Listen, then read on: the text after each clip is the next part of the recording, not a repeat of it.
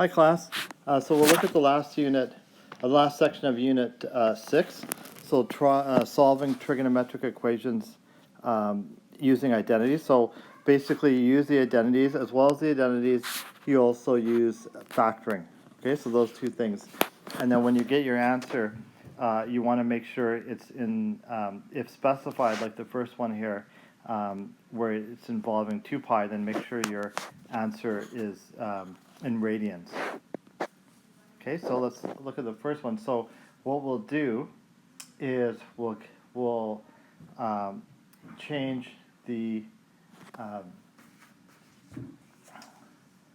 sign to x. So we'll get an identity for this one here. Now, when you're picking the identities, like some of them have more than one, and so remember what I talked about. If you've got more than one identity and you feel like you picked the wrong one, it'll still get you to the answer. You'll just have to go through more steps. So like I mentioned before, there's generally more than one set of sequences to get to the answer. Okay, so we substitute sine 2x by 2 sine x cos x, so that was an identity. And now what we do is we factor out the cosine x.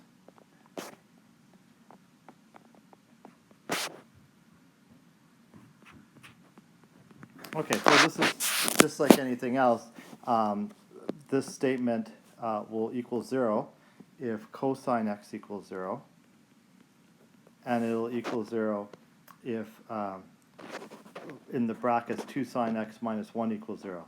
So for that one, we can change that to 2 sine x equal to 1, and then sine x is equal to 1/2. Okay, so now solve for x. So for the cosine x, it's going to be pi over 2 and 3 pi over 2. Okay, so use your calculator, put that in. That'll give you cosine equal to 0. And then for the sine x equal to 1/2, that's a 30-degree angle, which is pi over 6. And then also in quadrant number 2, 5 pi over 6. Okay, so these are your answers. Okay, and you can test them by putting them back into the original equation and seeing that it works.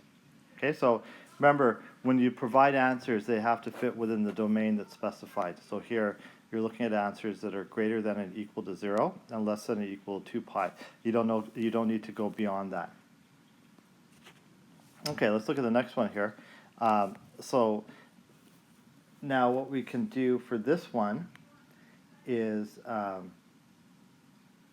we can get rid of the sine squared x. So use your Pythagorean identity, which is sine squared x plus cosine squared x equal to 1. Okay, so sine squared x is going to equal to 1 minus cosine squared x. Okay, so again, that's sine squared x plus cosine squared x equal to 1. Okay, so that's one of the identities. So what we'll do here is we'll take this 1 plus cosine squared x and we'll substitute that in for sine squared x. So that'll give us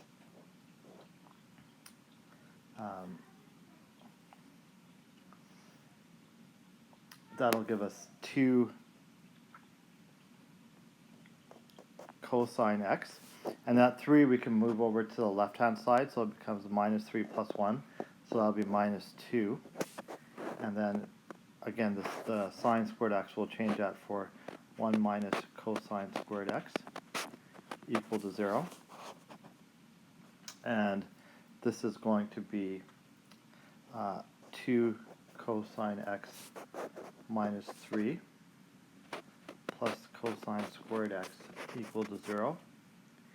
And then now let's put this in the order of exponents. So this will be cosine squared x plus 2 cosine x minus 3 equal to 0. So what you basically see here, I'll substitute for cosine. What you see here is essentially x squared plus 2x minus 3 equals 0. Okay, so now what you have to do is you have to factor that. And so when you factor this, this is going to give you x minus 1 and x plus 3 equal to 0. And then you can put cosine back in. So for the first set of brackets, x is going to equal 1 to make that to 0. So that one's going to be cosine x equal to 1. And then for the second one, it's going to be cosine x equal to negative 3. Now the one with the negative 3 here, there's no solution. So like when you take the inverse of cosine to negative 3, it'll say error, right? So that's not going to give you a valid answer. And then for cosine x equals 1, you can solve for that, and you're going to get x equals 0 and x equal 2 pi. Okay, and so that'll be your answer. Okay, so identity and factoring is essentially what we're doing in this section. Okay, next one, now we're going to work off of degrees between 0 and 360. Okay, we got sine squared x equals 1 half tan x cosine x. So what we can do here, we can start by changing tan x. Okay, so again, looking at your identities, tan x is equal to sine x over cosine x. And what that'll do is it'll get rid of the cosine. And then what you have here is you have sine squared on one side and sine on the other side. So you can get rid of the square and you can get rid of the sine. So now what you're left with is sine x equal to 1 half. And so x is going to equal 30 degrees and 150 degrees. And that's your answer for that one.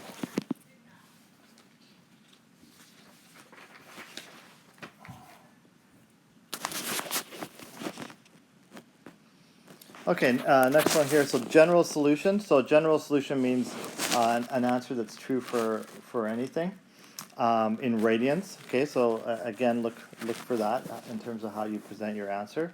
So what we can do here is let's get rid of that cosine. Cosine 2x is equivalent, and there's a few of them for the cosine 2x. So again, if you don't pick the one that'll get you to the answer the quickest, that's not to say the other ones won't work as well. Okay, so they'll get you there as well. This might involve some more steps.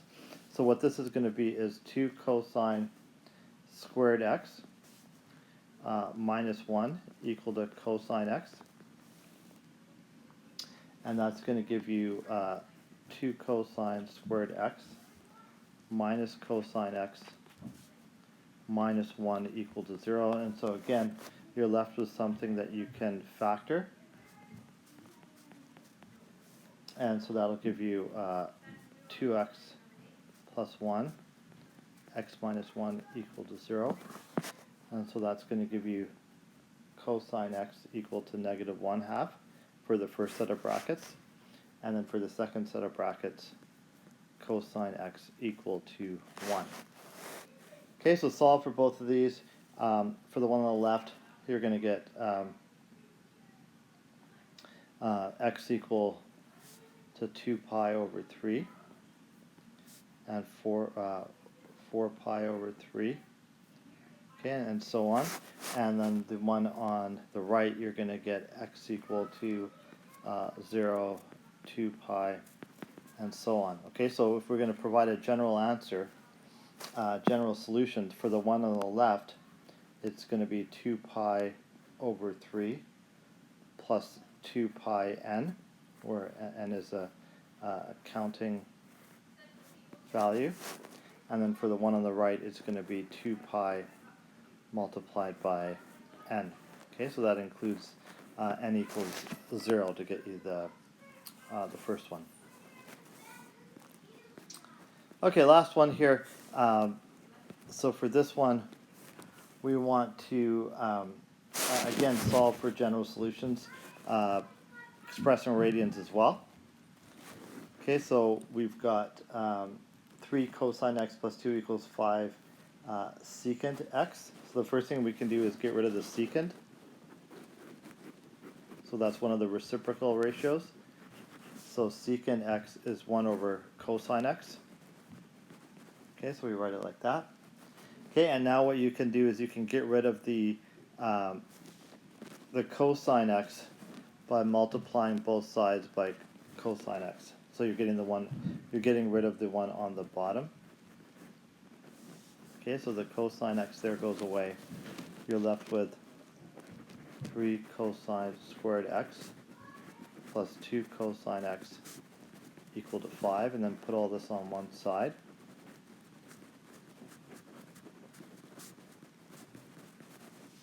And then now what you can do again is factor. Okay, so I'm kind of doing the same thing for all the questions here, right? It's identities and it's factoring. And so what I do is, to make it a little bit easier to factor, I just get rid of the cosine, just call it x squared plus 2x minus 5 equals 0. And then afterwards you can sub the cosine back in for x. So this is going to give you x minus 1, 3x plus 5 equal to 0. So you've got cosine x equal to 1 for the bracket on the left.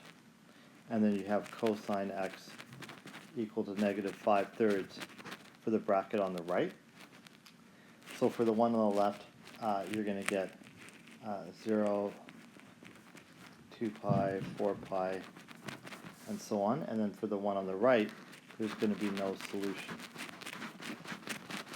Okay, so again, you'll get the error statement on your calculator. So your general solution here then is going to be n times 2 pi. Okay, and then you're done.